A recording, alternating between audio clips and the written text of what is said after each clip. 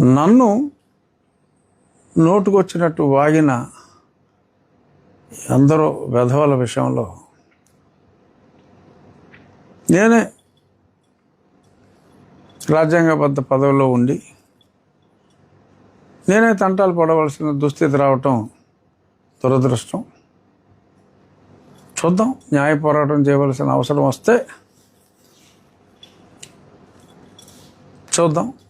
రాకూడదని అంటే నేను ప్రజల కోసం పోరాడటం కోసం, న్యాయం కోసం పోరాటం కోసం ఆ సంస్థను మనం పెట్టడం జరిగింది.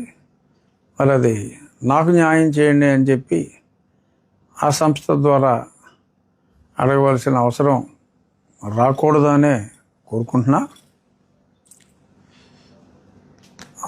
ఆశ్చర్యకరమైన విషయం ఏంటంటే నిన్న 2 సంఘటనలు జరిగినాయి. ఒకటి, ఆంధ్ర హైకోర్టులో జడ శ్రావణ్ కుమార్, అతనేం మాట్లాడాడో అందరికీ తెలుసు, చాలామంది చూశారు. పవన్ కళ్యాణ్ గారిని కూడా హానరబుల్ డిప్యూటీ సీఎం అని, హానరబుల్లా నా తొక్క అని అసలు అనకుండా ఉంటే సరిపోయేది. హానరబుల్ అని కావాలని హానరబుల్లా నా తొక్క అని మాట్లాడి చాలా అవమానకరంగా ఆయన గురించి మాట్లాడాడు.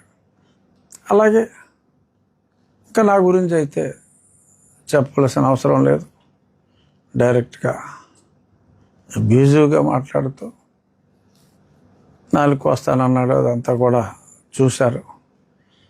సరే, కొద్దిమంది నన్ను అభిమానించేవారు కేసులు పెట్టారు. అలాగే పవన్ కళ్యాణ్ గారిని అభిమానించేవారు, మరి ఇతను అసహ్యంగా మాట్లాడాడు. శ్రావణుడు, రావణుడు కూడా ఇంకా అసహ్యంగా చాలా దారుణంగా మాట్లాడటం జరిగింది. ఇద్దరు కూడా ఏదన్నా 1% అటు ఇటు తప్ప రావణుడు, శ్రావణుడు ఇద్దరు అదే రేంజ్లో మాట్లాడారు.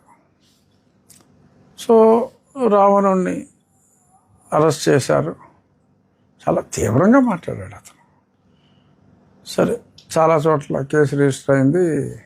ఒక చోట బెయిల్ వస్తే ఇంకో చోట బెయిల్ వస్తే ఇంకో చోట, మరి రకరకాల కేసులు ఉన్నాయి కాబట్టి అది రావణుడు అలా రకరకాల పోలీస్ స్టేషన్లు తిరుగుతున్నాడు. శ్రావణుడు చాలా దర్జాగా, సరే 2-3 రోజులు అతను టచ్ చేయలేదు. ఈలోపు నిన్న high court, coming back to the main point, నిన్న హైకోర్టుకి వెళ్ళి కొన్ని చోట్ల నా మీద కేసు రిజిస్టర్ అయిందని చెప్పి అతను దాని మీద తదుపరి విచారణ 4 వారాలకు వాయిదా వేసి ఎటువంటి చర్యలు కూడా తీసుకోవద్దు అని చెప్పి, ఇప్పుడు అవతల వాళ్ళు అబ్జెక్ట్ చేయటం బట్టి ఉంటుంది ఆర్గ్యుమెంట్. సో ప్రభుత్వ న్యాయవాదులు ఎంత అద్భుతంగా వాదించారనేది దీన్ని బట్టి అర్థమవుతుంది. ముఖ్యమంత్రిని తూ అన్నాడు ఒక అతను. సరే, ఇతను రకరకాలుగా ఉప ముఖ్యమంత్రి గారిని నన్ను మాట్లాడాడు. ఇదే తమిళనాడులో నిన్న ఇప్పుడు జూన్ 20వ తారీఖు అనితా రాధాకృష్ణన్, అంటే మగోడే, Anitha Radhakrishnan ex minister, MLA, Tamil Nadu chief minister విజయ్ని ఒక సినీ నటితో చాలా ఎక్కువగా గడుపుతూ అక్కడే ఉంటున్నాడు అని ఒక వ్యాఖ్య చేయటం జరిగింది. తప్పు. ఆ వ్యాఖ్య తీవ్రత చూస్తే అది దీపావళి బాంబు లాంటిది అయితే ఇది ఆటం బాంబులాగా వీళ్ళిద్దరూ మాట్లాడారు, రావణ్ అండ్ శ్రావణ్, ఆ మీటింగ్లో. ఇది అతను సెల్ఫ్ డిక్లరేషన్. మనం షార్ట్కట్లో శ్రావణ్ అందామా, లేకపోతే రాబోయే రోజుల్లో కాబోయే డీసీఎం అని చెప్పుకుందాం. రాబోయే రోజుల్లో కాబోయే డీసీఎంని అని చెప్పుకున్న వ్యక్తి. సో అతను కేసు పెడితే యాంటిసిపేటరీ బెయిల్ కోసం మెడ్రాస్ హైకోర్టుకి వెళ్ళాడు. They did not consider.